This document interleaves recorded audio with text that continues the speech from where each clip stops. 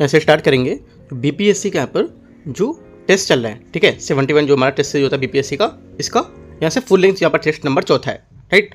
चौथा number test है आपका जो बीपीएससी कॉन्सेप्ट वाला है, बीसीडब्ल्यू, इसका यहाँ पर टेस्ट है, ठीक है। तो यहाँ से ये फुल लेंथ पूरा पेपर रहेगा, मतलब जो हमारा पूरा सिलेबस रहेगा उस पर आधारित यहाँ पर पेपर है, चौथा नंबर, राइट। तो यहाँ से मैंने 74 क्वेश्चन थे वो पार्ट 1 में देख लिए हैं। पार्ट 2 में देखेंगे 75 नंबर क्वेश्चन से 150 क्वेश्चन तक, ठीक है। तो स्टार्ट करते हैं क्वेश्चन। 75 क्वेश्चन यहाँ से देखते हैं।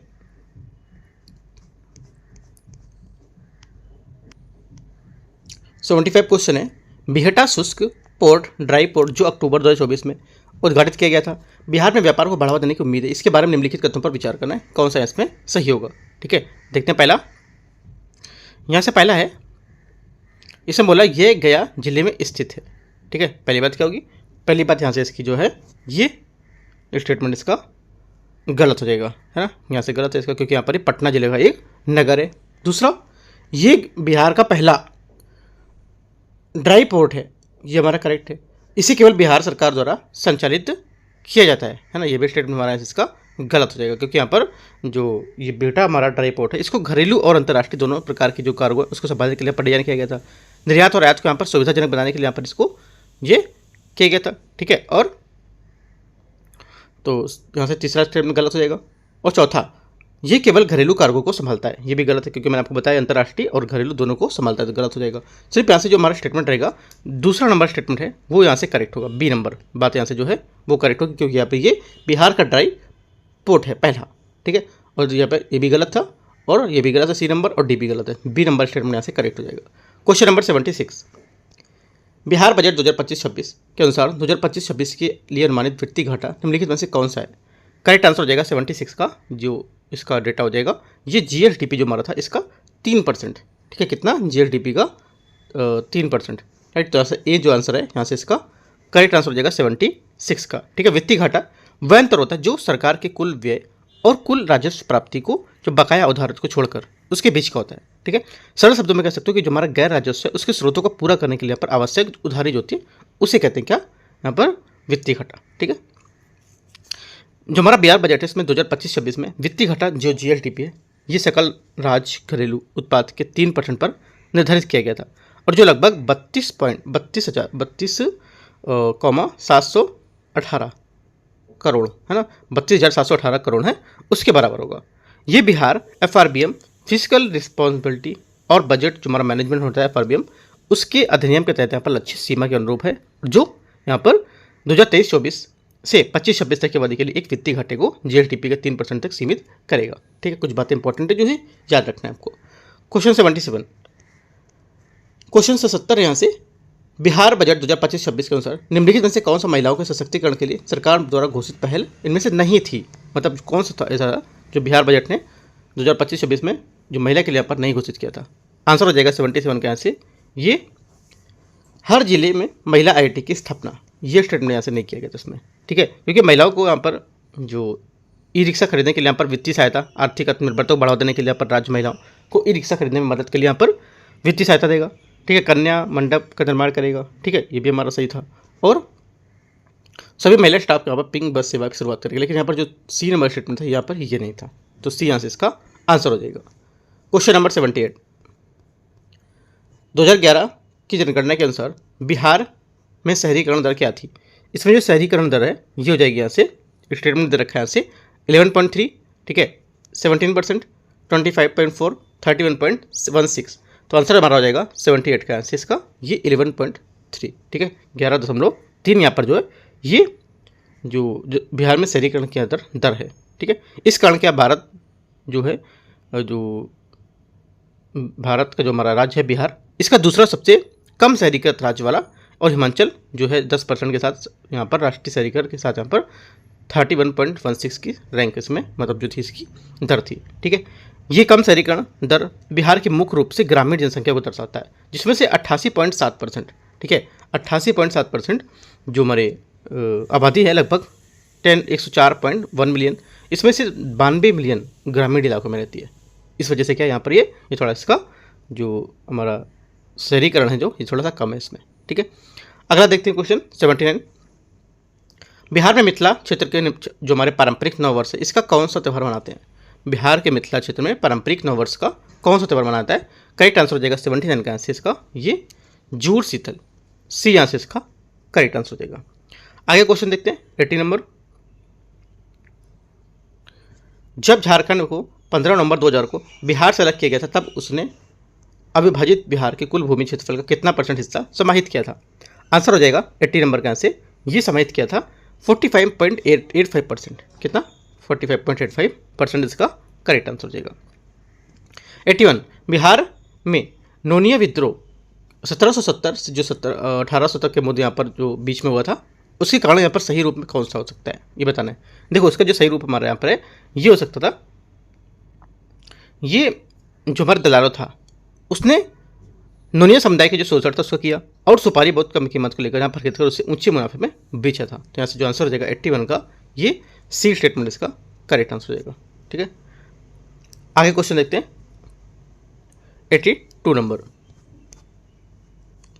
बिहार में कौन सा झील वर्ष 2019 में राज्य का पहला सामुदायिक रिजर्व यहाँ पर घोषित किया गया था? आंसर हो जाएगा 82 का यहाँ से स्टेटमेंट दे रखा है इसमें कांवर झील, सिमरी झील, गोगाबिल झील और जगतपुर झील। तो आंसर मारा जाएगा गोगाबिल झील, यहाँ से इसका सी करेक्ट आंसर होगा। ठीक है, गोगाबिल झील जो विश्व का जो बिहार के जो कटिहार जिले में स्थित 2019 में राज्य का पहला सामुदायिक रिजर्व यहाँ पर घोषित की गई थी। ये एक स्थायी जो अक्सबो झील है जो महानंदा और कन्हार या कनखर नदियों के संगम से बनी है।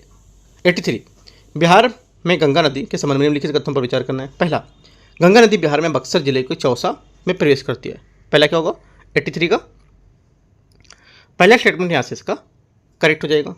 दूसरा, बिहार में गंगा नदी की कुल लंबाई लगभग 445 किलोमीटर है, मतलब 445 किलोमीटर है। सेकंड बात क्या होगी? सेकंड बात भी यहाँ से करेक्ट है क्योंकि यहाँ पर जो गंगा नदी लगभग 445 किलोमीटर की दूरी बिहार में बहती है और जो प्रमुख जिले जैसे बक्सर, भोजपुर, पटना, बेगूसराय, मुंगेर, भागलपुर से यहाँ पर गुजरती है और कटिहार जिले के जो मनिहारी है उसके पास से बाहर निकलती है। तो आंसर हमारा दोनों करेक्ट है। 83 का आंसर क्या होगा?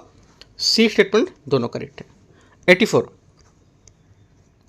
बिहार के निम्नलिखित जिलों को उनके महत्वपूर्ण खनिज संसाधनों के साथ मिलान करना है, कौन सा होगा? देखो यहाँ से जो मिलान करेंगे उसके हिसाब से हमारा हो जाएगा यहाँ से रोहतास जो है ये हो जाएगा पायराइट। ठीक है, पहला तो हमारा जो 84 है इसका रोहतास पायराइट ए का 3 है ना। उसके बाद होगा ए का 3 किधर है? ए का 3 से देखो यहाँ पे स्टेटमेंट में देखोगे तो ए का 3 सिर्फ यहाँ पे दे रहा है ए वाले स्टेटमेंट में है ना, और डी में भी दे रहा है। चलो देखते हैं और आगे। कैमूर आपका आंसर हो जाएगा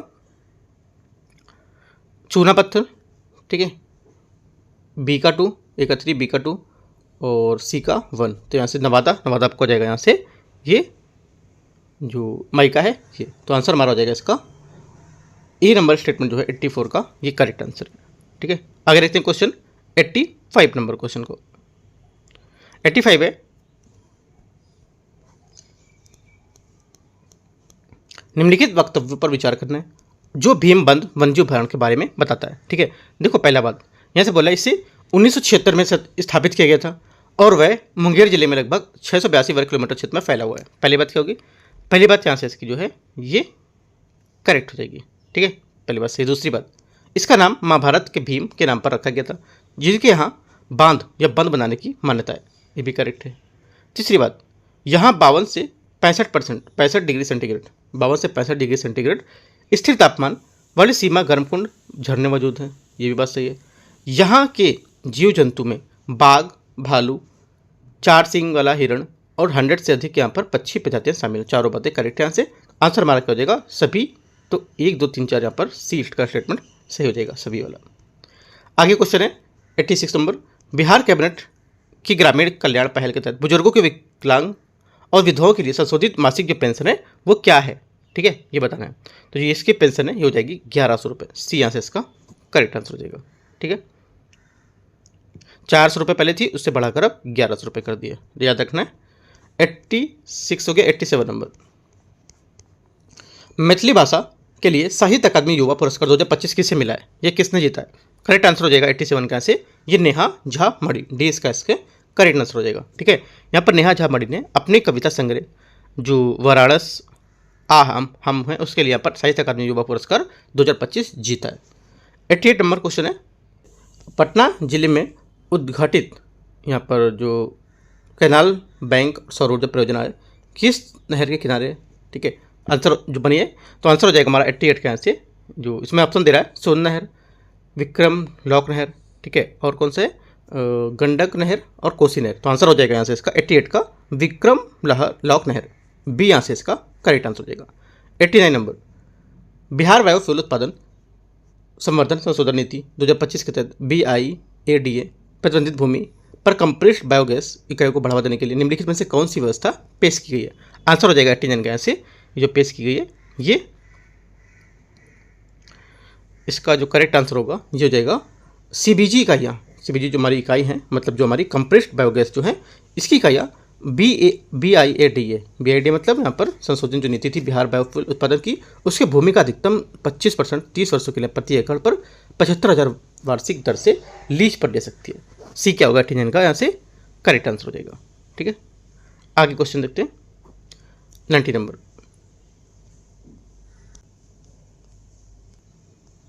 जैसे 90 नंबर क्वेश्चन है, बिहार का पहला परमाणु ऊर्जा संयंत्र किस तकनीकी पर आधारित होगा?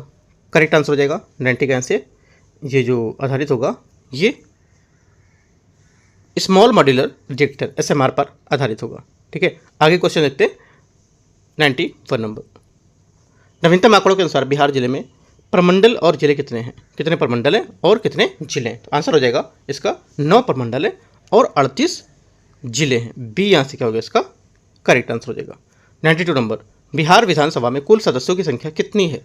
ठीक है, बिहार विधानसभा में जो कुल सदस्य हैं इनकी संख्या 243 है। ठीक है, विधानसभा हमारा निचला सदन होता है और विधान परिषद हमारा उच्च सदन है, याद रखना है दोनों बातें है। ठीक है, आगे देखते हैं क्वेश्चन 93। बिहार में टाल मिट्टी जो है आमतौर पर किस क्षेत्र में पाई जाती है? ये क्वेश्चन पूछ रहा है। राइट, तो आंसर हमारा हो जाएगा यहाँ पे जो टाल मिट्टी पाई जाती है ये गंगा की जो हमारी जो बैक वाटर्स है उसके बक्सर से बांका तक यहाँ पर ये। ठीक है, तो आंसर हमारा हो जाएगा 93 का ए स्टेटमेंट इसका करेक्ट आंसर है। 94 नंबर, बिहार राज्य आपदा प्रबंधन प्राधिकरण BSTMA इसी आपदा प्रबंधन अधिनियम 2005 के तहत गठित किया गया था। पहली बात यहाँ पर ये बोला है, पहली बात क्या होगी? पहली बात यहाँ से इसकी करेक्ट हो जाएगी क्योंकि यहाँ पर जो BSDMA आपदा प्रबंधन अधिनियम 2005 के तहत स्थापित किया गया था जो आपदा तैयारी के और प्रतिक्रिया के कानूनी ढांचा प्रदान करता है। पहली बात सही है। दूसरी बात, बिहार के मुख्यमंत्री BSDMA का पदेन अध्यक्ष हैं। सेकंड बात भी यहाँ से करेक्ट है, दोनों बातें करेक्ट है। आंसर हमारा हो जाएगा यहाँ से दोनों सही है। 94 का आंसर जो होगा ये सी स्टेटमेंट करेक्ट हो जाएगा। ठीक है, 95 ओदंतपुरी विश्वविद्यालय जो बौद्ध अध्ययन का एक केंद्र था किस शासक द्वारा स्थापित किया गया था?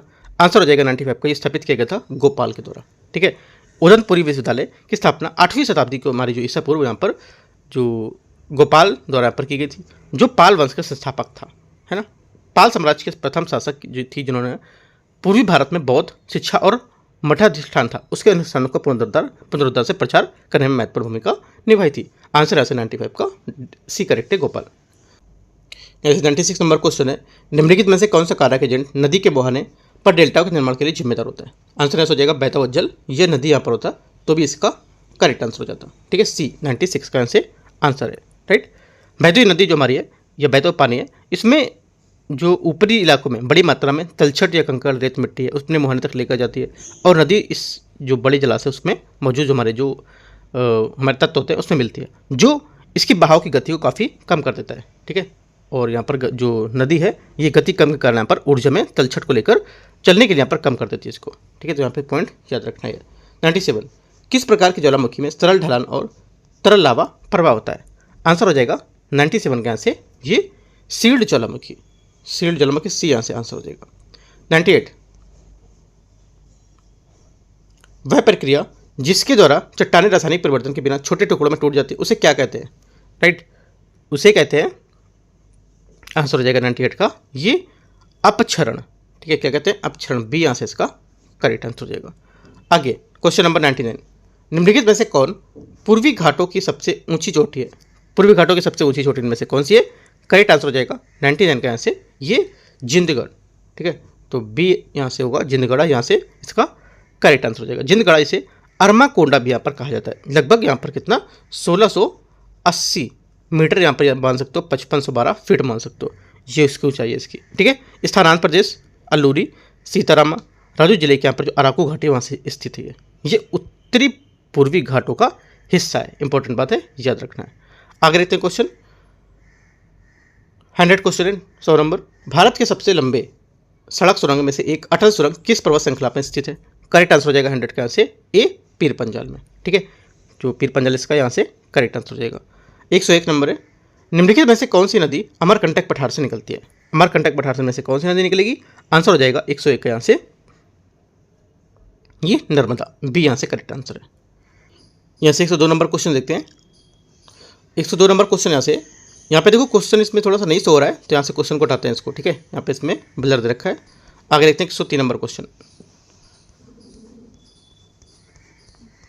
103 है, लिथोस्फीयर शब्द पृथ्वी के किस भाग में संदर्भित करता है? आंसर हो जाएगा यहाँ से 103 का, ये संदर्भित करता है, जो ऑप्शन दे रखा है इसमें, वायुमंडल, जलमंडल, पृथ्वी का क्रस्ट, ऊपरी मंडल और कोर। तो आंसर यहाँ से हो जाएगा इसका, जो करेक्ट आंसर होगा ये हो जाएगा आपका इसका 103 में तो दे रखा है इसमें, हाँ 103 का आंसर हो जाएगा, पृथ्वी का जो क्रस्ट है और ऊपरी मेंटल इस भाग को यहाँ पर संदर्भित करता है। ठीक है, सी यहाँ से इसका करेक्ट आंसर है। आगे क्वेश्चन है 104 नंबर, हमारे सौरमंडल का कौन सा ग्रह अपनी लाल रंगत के कारण लाल ग्रह के नाम से जाना जाता है? करेक्ट आंसर हो जाएगा 104 का यहाँ से ये जो जाना जाता है ये मंगल, बी यहाँ से क्या होगा इसका करेक्ट आंसर हो जाएगा। 105, पृथ्वी के चुंबकीय क्षेत्र का मुख्य स्रोत निम्नलिखित में से कौन सा है? ठीक है, जो मुख्य स्रोत यहाँ पर है ये कोर डायनेमो प्रभाव, क्या होगा कोर डायनेमो प्रभाव, यहाँ से इसका करेक्ट आंसर हो जाएगा। ठीक है, पृथ्वी का चुंबकीय क्षेत्र हमारा डायनेमो प्रभाव द्वारा उत्पन्न होता है, जो पृथ्वी के बाहरी कोर में पिघले हुए जो लोहे के निकल के प्रवाह की गति के कारण होता है। कोर डायनेमो प्रभाव जो हमारा है ये पृथ्वी के बाहरी कोर में मौजूद पिघला हुआ लोहा और निकल की जो गर्मी और यहाँ पर जो पृथ्वी की घूर्णन के कारण यहाँ पर जो प्रेरित संवहन है उसकी धाराओं में माध्यम से चलता रहता है। ठीक है, आंसर हमारा हो जाएगा यहाँ से इसका बी 105 का। 106, शुद्ध शून्य नेट जीरो सर्जन क्या है? नेट जीरो सर्जन है ये क्या है बताना है आपको। ठीक है, आंसर हो जाएगा हमारा 106 का, ये उत्सर्जन कार्बन को हटाने के माध्यम से संतुलित किया जाता है, सी यहाँ से इसका करेक्ट आंसर हो जाएगा। आंसर नेट जीरो सर्जन है, इसका अर्थ होता है कार्बन तटस्थता, मतलब जिसका मतलब है कि यहाँ पर देखो इसका मतलब ये नहीं होता कि यहाँ पर किसी देश का उत्सर्जन पूरी तरीके से शून्य हो जाए। आप सोचते हो कि ये होता है, इसका मतलब ये होता है ना, ये गलत है, क्योंकि यहाँ पर इसका सोचोगे कि ये कार्बन जो है किसी देश में जो है ये स्तर इसका शून्य हो जाए तो गलत है। ये वह स्थिति होती है जिसमें किसी देश के द्वारा उत्सर्जित ग्रीन हाउस गैसों को वायुमंडल में अवशोषित और हटाए जाने को संतुलित किया जाता है, ये इसका सही बात होगी। आंसर यहाँ से सी करेक्ट हो जाएगा 106 का, लिख सकते हो, पॉइंट इंपॉर्टेंट है। सरल शब्दों में जान सकते हो कि हमारा जो नेट जीरो है ये तब हासिल होता है जब मानव गतिविधि से निकलने वाला जो बार पूरा उत्सर्जन होता है कार्बन हटाने की प्रक्रिया के जरिए वायुमंडल को संतुलित कर देता है, और 70 से अधिक देशों ने 2050 तक नेट जीरो बनाने का यहाँ पर वादा किया है। ठीक है, और भारत जो था COP 26 में सम्मेलन में 2070 तक नेट जीरो को उत्सर्जन को लक्ष्य रखा था। इंपॉर्टेंट बात है, याद रखना है। क्वेश्चन नंबर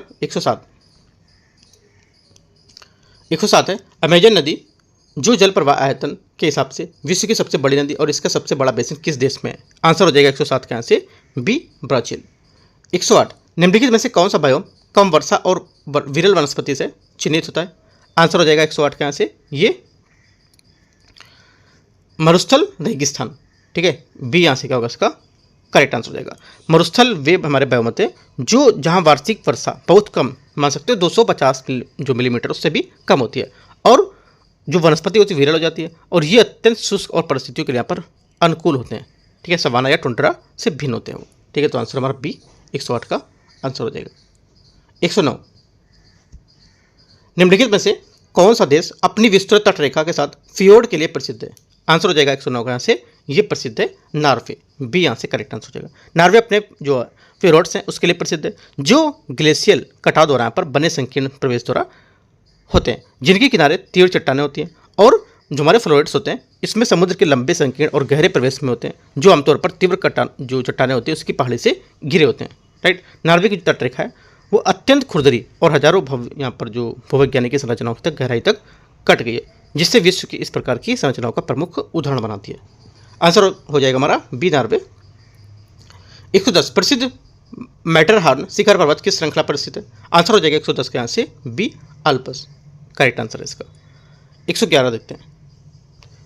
किसी अर्थव्यवस्था में मुद्रा की मांग तब तक बढ़ने की संभावना होती है जब तक, तो इसमें बताना क्या, जब तक यहाँ पर जो हमारा वस्तुओं की समान कीमतों में वृद्धि हो, ठीक है, और लोगों की आय में वृद्धि हो, देश में आर्थिक अनिश्चितता हो, तब क्या होगा, मांग की बढ़ने की संभावना होती है। लेकिन यहाँ पर बाजार दरों में वृद्धि होगी तो यहाँ पर नहीं होगी, तो ये गलत होगा। सिर्फ 1, 3 और 4 इसका जो कारक होंगे वो जिम्मेदार होंगे, मतलब 1, 3, 4 यहाँ पर जो बातें होंगी वो करेक्ट हैं। आंसर बड़ा हो जाएगा 1, 3, 4, यहाँ से इसका करेक्ट आंसर है डी नंबर।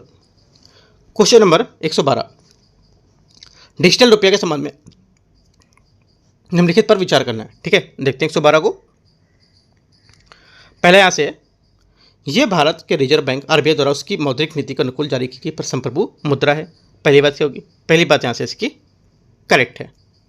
दूसरा, डिजिटल रुपया के बारे में बात करें, ठीक है, सही है। ये आरबीआई के बैलेंस शीट पर एक देयता के रूप में दिखाई देता है, ये भी हमारी बात करेक्ट है। तीसरी बात है इसका डिजाइन ऐसा होता है कि मुद्रास्फीति के खिलाफ बीमित हो, ऐसा कुछ यहाँ पर नहीं बताया गया था, राइट। यहाँ से तीसरा स्टेटमेंट गलत हो जाएगा क्योंकि यहाँ पर डिजिटल रुपया एक सुरक्षित मूल्य भंडार बनाता है, लेकिन ये मुद्रास्फीति के खिलाफ बीमित नहीं है। शारीरिक नकद की तरह यहाँ पर डिजिटल रुपया की क्रय शक्ति मुद्रास्फीति जो बढ़ने पर कम हो जाती है, तो ये गलत होगा। इसे वाणिज्यिक बैंक की मुद्रा और नकद के बदले स्वतंत्र रूप से परिवर्तित किया जा सकता है, चौथा करेक्ट है। तो 1, 2, 4 हमारा स्टेटमेंट क्या है, करेक्ट होगा। आंसर यहाँ से डी सही हो जाएगा। क्वेश्चन नंबर 113, भारत में मौद्रिक नीति के संबंध में आपको विचार करना है। देखते हैं इसको 113 को। पहला है यहाँ से रेपो रेट कम बढ़ाना, ठीक है, जो हमारी मौद्रिक नीति है इसके संदर्भ में आपको बताना है कि जो निम्नलिखित कदम पर क्या हो सकता है, का विचार करना है। रेपो रेट बढ़ाना, ठीक है, पहला क्या होगा, इनमें से बोला कितने जो होंगे जो हमारे रिजर्व बैंक ऑफ इंडिया द्वारा कठोर है ना, यह जो कठोर मौद्रिक नीति के तहत उठाए गए कदम होते हैं, तो ये बताना है। तो देखो आंसर जो हमारा हो जाएगा इसके, पहला स्टेटमेंट क्या होगा, यहाँ से जो रहेगा पहली बात ये करेक्ट हो जाएगी, है ना। दूसरी बात यहाँ से कैश रिजर्व रेशियो बढ़ाना, ये भी बात हमारे यहाँ से सही है। तीसरी बात जो हमारे बोला है स्टैचुरी लिक्विडिटी रेशियो होता है SLR, ये कम करना, ये कम करना नहीं होता, ये बढ़ाना होता है, ठीक है, ये गलत हो जाएगा। खुले बाजार संचालन में OMO के माध्यम से सरकारी प्रतिभूतियाँ बेचना, ये हमारा करेक्ट है।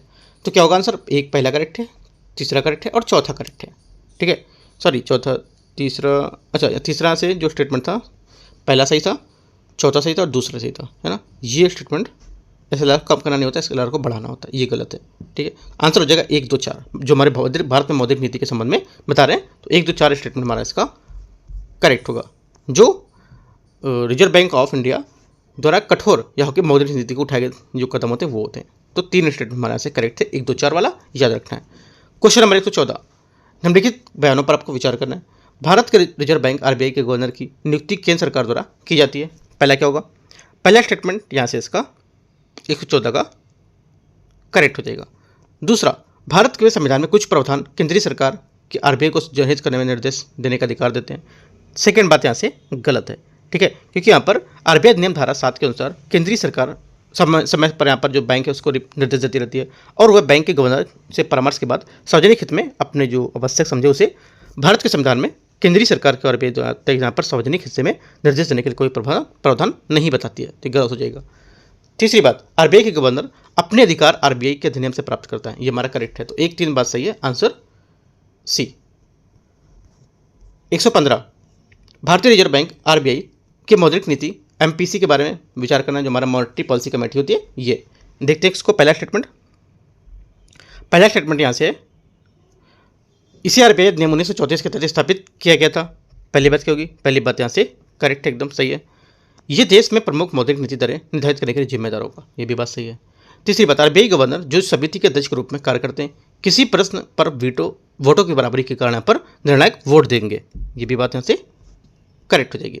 एक स्टेटमेंट और है, चौथा वाला, MPC की जो है ये कम से कम 4 बैठकें वर्ष में आयोजित की जानी चाहिए, ये भी बात सही है। आंसर हमारे चारों बात करेक्ट है, डी यहाँ से करेक्ट है। MPC मतलब मॉनेटरी पॉलिसी जो कमेटी होती है वो, ठीक है। आगे मौद्रिक नीति जो पॉलिसी होती है वो 116, 2025 के लिए निम्नलिखित में से राज्यों को उनके GST संग्रह के घटते क्रम में व्यवस्थित करना है, ठीक है, जून 2025 की बात कर रहा है, राइट, अभी रिसेंटली जो लास्ट मंथ था उसकी। तो आंसर हमारा हो जाएगा यहाँ से 116 का। देखो घटते क्रम में जो होगा इसका यहाँ से काफ़ी इंपॉर्टेंट क्वेश्चन है, ये हो जाएगा पहला महाराष्ट्र, ठीक है, महाराष्ट्र के बाद कर्नाटक, गुजरात, तमिलनाडु। महाराष्ट्र, कर्नाटक, गुजरात, तमिलनाडु। ये रिपोर्ट भी आई थी अभी कि महाराष्ट्र यहाँ पर सबसे ज़्यादा यहाँ पर जो था जीएसटी के लिए देखा गया था। ठीक है, महाराष्ट्र में कितना था? 30,553 करोड़, 30,553 करोड़। ठीक है, कर्नाटक में कितना था? 13,409 करोड़ और गुजरात में 11,040 करोड़। ठीक है, तमिलनाडु में 10,676 करोड़। ठीक है, तो ये डेटा याद रखना है, आंसर ए यहाँ से करेक्ट है। क्वेश्चन नंबर 117, भारत सरकार द्वारा 2016 में लागू hydrocarbon exploration and licensing policy जो है हेल्प, इसका मुख्य उद्देश्य क्या है? आपसे हेल्प का फुल फॉर्म भी पूछ सकता है, याद रखना है। तो इसका जो मुख्य उद्देश्य है ये क्या होगा? राइट, इसका मुख्य उद्देश्य हमारा ये हो जाएगा कि जो राजस्व है उसको साझाकरण और मॉडल के माध्यम से यहाँ पर घरेलू जो तेल और गैस उत्पादन है उसको बढ़ावा देना और निवेश को आकर्षित करना। बी हमारा क्या होगा? इसका करेक्ट आंसर हो जाएगा। राइट, आगे रखते हैं क्वेश्चन 118 नंबर। 118 नंबर है, मुद्रास्फीति मापन के संबंध में आपको विचार करना है। उसके आधार वर्ष के बारे में निम्नलिखित पर सही और गलत का निर्धारित करना है, कौन सा यहाँ पर सही है कौन सा गलत होगा। देखते हैं 118 को। पहला आंसर बोला है, पहला स्टेटमेंट है आधार वर्ष वह वर्ष होता है जिससे उपभोक्ता मूल्य सूचकांक सीपीआई की तुलना में 100% किया जाता है। ठीक है, पहली बात क्या होगी? पहली बात हमारे यहाँ से इसकी करेक्ट हो जाएगी। दूसरी बात, आधार वर्ष हमेशा सबसे हाल का वर्ष जैसे कि 2-3 साल पहले होना चाहिए ताकि मुद्रास्फीति का सही गणना हो सके। ये बात हमारे यहाँ से गलत होगी। ठीक है, ये बात गलत हो गई। तीसरी बात देखते हैं, लिखते जाना है कौन कौन सी बातें हैं। ठीक है, तीसरी बात, मुद्रास्फीति की दरें वर्तमान में सीपीआई की तुलना में आधार वर्ष से सीपीआई की निकाली जाती है। ये बात करेक्ट है। चौथी बात है, आधार वर्ष आमतौर पर आर्थिक अस्थिरता को दर्शाने के लिए चुना जाता है ताकि चरम मूल्य परिवर्तनों को कैप्चर किया जा सके। ये भी बात गलत है। ठीक है, पांचवी बात, आधार वर्ष को समय समय पर अपडेट करना सुनिश्चित है ताकि यहाँ पर जो सीपीआई हमारे उपभोग पैटर्न है इसके नए वस्त्रों और सेवाओं को बदले हुए व्यापार को दिखाएं। पांचवी बात करेक्ट है। ठीक है, छठी बात है, यदि आधार वर्ष में सीपीआई 100 है तो वर्तमान में वर्ष में 115 है तो यहाँ पर मुद्रास्फीति 15% होगी। ये भी बात करेक्ट है। सातवां, आधार वर्ष मुद्रास्फीति मापन की सटीकता का कोई प्रभाव नहीं होता है। गलत है, इस पर प्रभाव पड़ता है। जब आधार वर्ष बदलता है तो ऐतिहासिक सीपीआई मानों में नए आधार वर्ष का सापेक्ष पुनर्गणना की जाती है। ठीक है, करेक्ट होगा। तो इतने करेक्ट है इतने गलत है। ठीक है, आपको याद रखना इतने सारे स्टेटमेंट के हिसाब से मैं एक बार बता देता हूँ कौन कौन से सही से आप एक बार लिख लोगे और उनको फिर से एक बार कवर कर लोगे। ठीक है, 1, 3, 5, 6 और 8 ये हमारे स्टेटमेंट इतने करेक्ट हैं। मतलब 5 स्टेटमेंट हमारे करेक्ट है, 3 स्टेटमेंट यहाँ से इसके गलत है। राइट, याद रखना है। आगे देखते हैं क्वेश्चन आगे है 100, इसका जो आंसर था 1, 3, 5, 8 यहाँ पर सही था ना। ये 1, 3, 5, 8 नहीं 1, 3, 5, 8 नहीं था। इसका आंसर था 1, 3, 5, 6 और 8 ये सही था। ठीक है, 3, 2, 5 स्टेटमेंट सही थे। B number. 119 नंबर, बाकी ऊपर मैंने बता दिया, एक बार आप देख सकते हो उसमें। 119 नंबर क्वेश्चन है, रियल जीडीपी और नॉमिनल जीडीपी के बारे में निम्नलिखित पर विचार करना है, कौन सा सही है ये गलत निर्धारण करना है। देखते हैं इसको 119 नंबर में। तो देखो इतने बड़े बड़े क्वेश्चन बीपीएससी नहीं पूछेगा, है ना, इन्होंने बहुत बड़े बड़े क्वेश्चन बना रखे हैं। तो देखो इसका पहला स्टेटमेंट हो जाएगा यहाँ से, ये बोल रहा है जो हमारा नॉमिनल जीडीपी वर्तमान में बाजार मूल्यों का उपयोग करके गणना की जाती है, जबकि रियल जीडीपी मूल्य परिवर्तन के आधार पर वर्ष की कीमतों के आधार पर समायोजित की जाती है। पहली बात करेक्ट है। दूसरी बात, रियल जीडीपी हमेशा नॉमिनल जीडीपी से अधिक गलत है क्योंकि इससे अधिक नहीं होती है, कम होती है क्योंकि मुद्रास्फीति को ध्यान में रखता है, यहाँ से इस वजह से गलत हो जाएगी। तीसरा, जीडीपी डिफ्लेटर नॉमिनल जीडीपी को रियल जीडीपी भाग देकर उसे 100 से गुणा करके निकाला जाता है। तीसरी बात क्या होगी? तीसरी बात यहाँ से करेक्ट है। ठीक है, 1, 3 करेक्ट हो गया। आगे देखते हैं। और चौथा यहाँ पे रियल जीडीपी किसी अर्थव्यवस्था के उत्पादन मात्रा को समय समय के साथ अधिक सटीक मापन को प्रदान करती है और यहाँ पर बनिस्बत नॉमिनल जीडीपी के, तो यहाँ पे चौथा भी करेक्ट हो जाएगा। तो 1, 3 और 4 बातें यहाँ से सही है, आंसर हो जाएगा बी, यहाँ से करेक्ट आंसर है। क्वेश्चन नंबर 120 नंबर है, राष्ट्रीय स्तर पर ओडीओपी मतलब हमारा जो वन डिस्ट्रिक्ट वन प्रोडक्ट है ना, ओडीओपी मतलब होता है वन डिस्ट्रिक्ट वन प्रोडक्ट, मतलब एक जिला एक उत्पाद योजना लागू करने के लिए मुख्य रूप से कौन सा यहाँ पर मंत्रालय जिम्मेदार होगा, मतलब किसके मिनिस्ट्री के अंतर्गत ये देखा जाएगा। आंसर हो जाएगा 120 के आंसर इसका, ये खाद्य प्रसंस्करण और उद्योग मंत्रालय, बी आंसर इसका करेक्ट आंसर हो जाएगा। आगे क्वेश्चन देखते हैं 121, 7 जनवरी 2025 को दुबई में आयोजित अरब प्लास के 17वें यहाँ पर संस्करण का संबंध किस क्षेत्र से? आंसर हो जाएगा 121 का इसका आंसर ये जो हो जाएगा ये प्लास्टिक, पेट्रोकेमिकल और पैकेजिंग जो हमारी रिसाइकलिंग है और रबर जो उद्योग है उसकी अंतर्राष्ट्रीय प्रदर्शनी, ये यहाँ से इसका करेक्ट आंसर होगा। 122 122 नंबर क्वेश्चन है, अंतर्राष्ट्रीय अंतरिक्ष स्टेशन ISS के लिए एक्सियोम 4 मिशन के संबंध में विचार करना है। एक्सियोम 4 नासा का अंतर्राष्ट्रीय अंतरिक्ष स्टेशन के लिए चौथा पूर्णतः निजी अंतरिक्ष यात्री मिशन है, जिसे एक्सियोम स्पेस और स्पेस एक्स के सहयोग से बनाया जा रहा है। ठीक है, तो पहला क्या है? पहली बात यहाँ से करेक्ट है। दूसरी बात है शुभांशु शुक्ला अंतरिक्ष में जाने वाले पहले भारतीय थे, गलत है, यहाँ पर दूसरे भारतीय। ठीक है, इस मिशन में axiom space, NASA, ISRO, ESA के बीच सहयोग शामिल है, जिसमें चालक दल 1 महीने से अधिक समय तक यहाँ पर अंतर्राष्ट्रीय स्टेशन पर सूक्ष्म गुरुत्वाकर्षण अनुसंधान करेगा। तीसरी बात क्या होगी? तीसरी बात यहाँ से हमारी ये गलत हो जाएगी, है ना।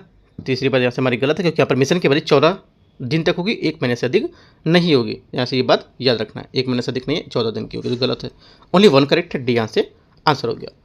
123 2024 में भारत के बढ़ते हुए संघर्ष के बीच अपने नागरिकों को ईरान ने इजराइल किस ऑपरेशन के तहत सुरक्षित निकाला था? आंसर हो जाएगा 123 का answer D, operation Sindhu. 124 number, global space exploration conference 2025 में भारत के 12वें संस्करण की मेजबानी किस देश में की थी? आंसर हो जाएगा 124 के आंसर आपका ये भारत, ए यहाँ से इसका करेक्ट आंसर हो जाएगा। भारत नई दिल्ली में 7 से 9 मई 2025 तक ग्लोबल स्पेस एक्सप्लोरेशन कॉन्फ्रेंस के यहाँ पर 12वें संस्करण की मेजबानी करने जा रहा था। ठीक है, याद रखना, फिलहाल हो चुकी है 7 से 9 मई के बीच में, तो ये यहाँ से इसका करेक्ट आंसर है। अमृत भारत स्टेशन योजना के तहत हैदराबाद का कौन सा रेलवे स्टेशन पूरी तरह से महिलाओं द्वारा संचालित किया जाएगा? आंसर हो जाएगा 125 का आंसर ये बेगमपेट रेलवे स्टेशन, है ना, इसका करेक्ट आंसर था। यहाँ पे होगा इसमें स्टेटमेंट में, हाँ यहाँ पे दे रखा ना डी नंबर में, ये इसका करेक्ट आंसर हो जाएगा। आगे देखते हैं।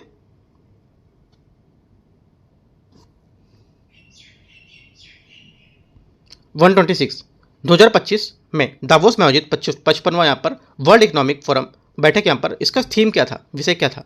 आंसर हो जाएगा इसका थीम जो विषय है ये बुद्धिमान युग के लिए सहयोग, सी यहाँ से इसका करेक्ट आंसर हो जाएगा, है ना। क्या होगा? सी यहाँ से इसका करेक्ट आंसर होगा, जो हमारा collaboration for the intelligent age, है ना, ये सी यहाँ से इसका करेक्ट आंसर है। आगे देखते हैं क्वेश्चन 127 नंबर, विश्व स्वास्थ्य संगठन WHO के समर्थन के लिए किस देश ने सूडान स्ट्रेन की इबोला जो हमारा वायरस उसके लिए पहला क्लिनिकल ट्रायल यहाँ पर शुरू किया है? आंसर हो जाएगा 127 का यहाँ से ये युगांडा, बी यहाँ से करेक्ट आंसर है। यह पहल WHO और अन्य वैश्विक जो हमारे भागीदार उसके सहयोग से की जा रही है। आपसे बोलेगा ये पहल WHO के द्वारा की जा रही है, तो गलत हो जाएगा। WHO प्लस और भी यहाँ पर इसकी जो पहल है उसके साथ यहाँ पर की जा रही है। ठीक है, आगे 128 है, टाइम मैगजीन 2024 के लिए वर्ष का व्यक्तित्व किसे नामित किया गया है? आंसर हो जाएगा 128 का यहाँ से ये नामित किया गया है डोनाल्ड ट्रंप, बी यहाँ से इसका करेक्ट आंसर हो जाएगा। आगे क्वेश्चन है 129, किस देश ने अंतर्राष्ट्रीय सौर गठबंधन ISA फ्रेमवर्क समझौते हस्ताक्षर किए और ISA का 123वां सदस्य बनाए? आंसर हो जाएगा 129 का यहाँ से ये ए, अंगोला, इसका करेक्ट आंसर होगा। ठीक है, 130 नंबर, एशियाई विकास बैंक के बोर्ड ऑफ गवर्नर्स की 58वीं बैठक कहाँ हुई थी? आंसर हो जाएगा 130 का ये हुई थी मिलान, फिलीपींस, बी यहाँ से करेक्ट आंसर हो जाएगा। 131 नंबर क्वेश्चन देखते हैं, हाल ही में अरुणाचल प्रदेश के लोहित जिले में आयोजित कौन सा मेला प्रसाद योजना के तहत 150 करोड़ निवेश के साथ यहाँ पर विकसित किया जा रहा है? आंसर हो जाएगा 131 का यहाँ से जो करेक्ट आंसर है ये बी, परशुराम कुंड मेला, इसका करेक्ट आंसर है। 132, कौन सा राज्य नीति आयोग द्वारा जारी फिजिकल हेल्थ इंडेक्स शीर्ष स्थान पर रहा है? आंसर हो जाएगा 132 का यहाँ से ये रहा है ओडिशा, बी यहाँ से करेक्ट आंसर हो जाएगा। 133 नंबर 133, 2025 में मलेशिया बैडमिंटन चैंपियनशिप के लिए फाइनल में किसने किदाम्बी श्रीकांत को हराया? आंसर हो जाएगा 133 का यहाँ से सी स्टेटमेंट ली सिफिंग चिन, सी यहाँ से आंसर हो जाएगा। 134, निम्नलिखित में से विचार करना है, मनीषा भंवाला ने एशियाई कुश्ती चैंपियनशिप में 2025 महिला 62 किलोग्राम जो फ्री स्टाइल श्रेणी में स्वर्ण पदक जीता था। पहली बात क्या होगी? पहली बात 134 की यहाँ से ये करेक्ट है। दूसरा, 2025 के लिए एशियाई कुश्ती चैंपियनशिप अम्मान जॉर्डन में आयोजित की गई थी। ये भी बात करेक्ट है, दोनों बातें सही हैं। आंसर यहाँ से सी इसका करेक्ट होगा, जो यहाँ से चैंपियन कुश्ती के बारे में बात कर रहे हैं। आगे देखते हैं क्वेश्चन 135। संजय क्या है? इससे रक्षा मंत्री राजनाथ सिंह द्वारा जनवरी 2025 में नई दिल्ली में हरी झंडी दिखाई गई थी। इसको आंसर हो जाएगा 135 का। यहाँ से बी स्टेटमेंट युद्ध क्षेत्र निगरानी प्रणाली है ये। 136 सिरले बोतचवे 2025 कॉमनवेल्थ जो कॉमन ऑफ नेशंस है उसकी पहली अफ्रीकी महिला सेक्रेटरी जनरल बनी है, वह किस देश की है? आंसर हो जाएगा 136 का, ये किस देश की है? ये है घाना की। ठीक है, सी यहाँ से करेक्ट आंसर हो जाएगा। इस पद पर बैठने वाली जो है अफ्रीकी पहली महिला है, पहली मतलब अफ्रीकी महिला है, याद रखना, इससे पहले अफ्रीकी कोई महिला यहाँ पर नहीं थी। उन्होंने डोमिनिका की जो हमारी पैट्रिका स्कॉटलैंड था उसका स्थान लिया है, जो इस पद पर सेवा देने वाली पहली महिला भी थी, याद रखना है। कॉमनवेल्थ में 56 स्वतंत्र देश शामिल हैं, जो ज़्यादातर पूर्व ब्रिटिश उपलब्धियां हैं। ठीक है, आगे देखते हैं क्वेश्चन 137।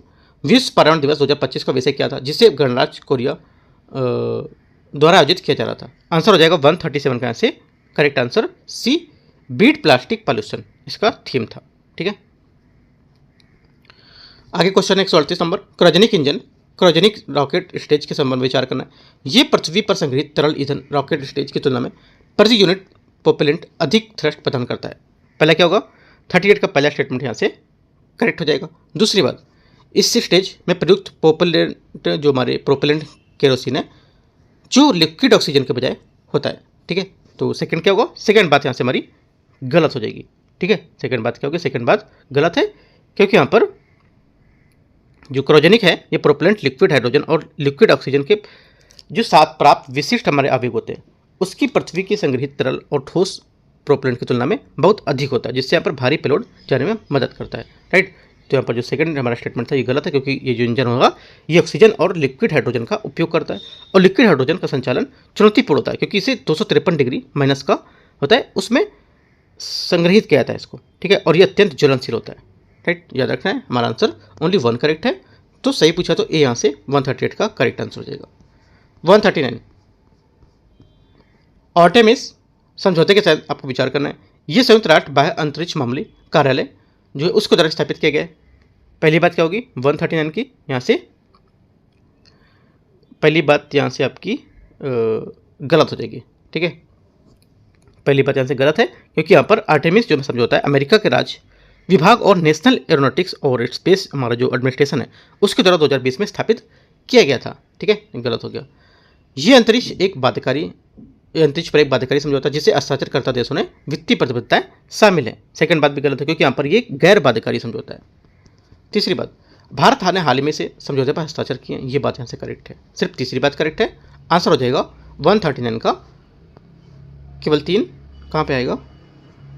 केवल 3 तो इसमें ऑप्शन में दिया ही नहीं है, आंसर में होगा इसका 139। देखो यहाँ पे आंसर होना चाहिए था केवल 3, हाँ दिया तो है, ये दिख नहीं रहा है मुझे। बी स्टेटमेंट यहाँ से करेक्ट है। ठीक है, मुझे लगा कि यहाँ पर 3 और कुछ और लिखा है, तो केवल 3 जो स्टेटमेंट इसका ये करेक्ट होगा। राइट, कभी कभी क्या है जो आंसर ऑप्शन सामने लिखे हो तो दिखते ही नहीं कि कहाँ लिखे हैं, तो गलत कर जाते हैं इसमें। ठीक है, याद रखना है, केवल 3 यहाँ से करेक्ट है। अगर देखते हैं क्वेश्चन 140। भारत में कॉफ़ी जो हमारा उत्पादन उसके संबंध में विचार करना है। भारत ब्राजील और वियतनाम के बाद दुनिया का तीसरा सबसे बड़ा कॉफ़ी उत्पादक है। पहली बात क्या होगी? राइट, पहली बात हमारे यहाँ से जो होगी 140 की, ये गलत है, क्योंकि भारत विश्व का 7वां सबसे बड़ा कॉफ़ी उत्पादक देश है। ठीक है, यहाँ से गलत हो गया। भारत का रोबस्टा की तुलना में अरेबिका कॉफ़ी काफ़ी मात्रा में अधिक है। ठीक है, काफ़ी अधिक है, तो सेकंड भी गलत है, क्योंकि भारत में मुख्यतः 2 प्रकार की कॉफ़ी उत्पादक है, अरेबिका और रोबस्टा। ठीक है, ये भी हमारा गलत हो गया। कर्नाटक भारत का सबसे बड़ा कॉफ़ी उत्पादक राज्य है, जो भारत के कुल कॉफ़ी उत्पादन का लगभग 50% हिस्सा देता है। तीसरी बात क्या होगी?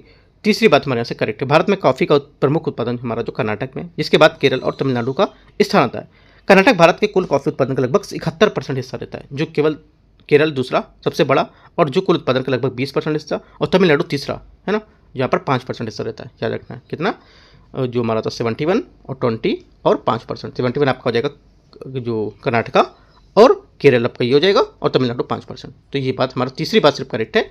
140 का आंसर केवल 3 यहाँ से करेक्ट होना चाहिए, सी। 141 2000 का 50% प्लस 900 का 10% बराबर इतना, तो यहाँ पर एक्स का मान क्या होगा निकालना है। देखो एक्स की वैल्यू जहाँ पर हो जाएगी, ये हो जाएगी आपके यहाँ से 10.9। सॉल्व करोगे तो आंसर इसका आ जाएगा 142।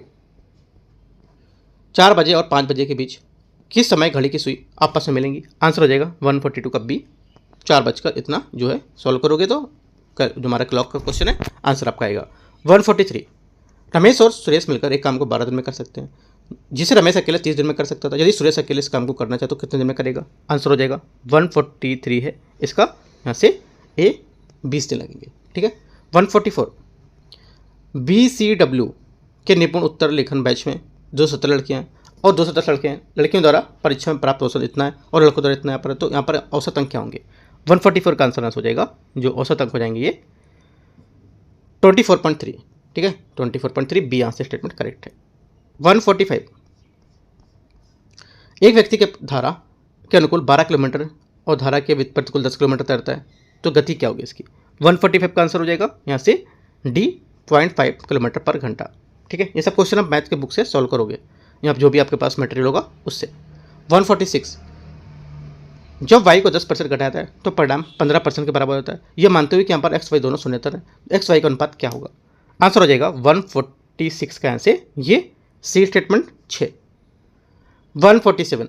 एक कक्षा में कुर्सियों की पंक्ति जो है उसके प्रकार विस्तृत किया जाता है और पहली पंक्ति में 5 कुर्सियाँ, प्रत्येक मंगली में पिछली पंक्तियों से 2 कुर्सियाँ अधिक है। यदि कुल 10 पंक्तियाँ हैं तो कक्षा में कुल कितनी कुर्सियाँ हैं? आंसर हो जाएगा 147 का सी 140। 148 क्वेश्चन है, एक माली ने 74 देवदार और 111 पाइन और 148 महोगनी के पेड़ खरीदता है, इन्हें बराबर कतारों में लगाता है। ठीक है, लगाना चाहता है। वही कतारें भिन्न भिन्न हो सकती हैं, तो देखो किस टाइप से आपका जो आंसर होगा कि न्यूनतम कतारें बोला है कि संख्या कितनी हो सकती है। आंसर हो जाएगा 148 का आंसर आपका, जो 148 है इसका आंसर बी यहाँ से करेक्ट होगा, है ना, 9। आगे देखते हैं क्वेश्चन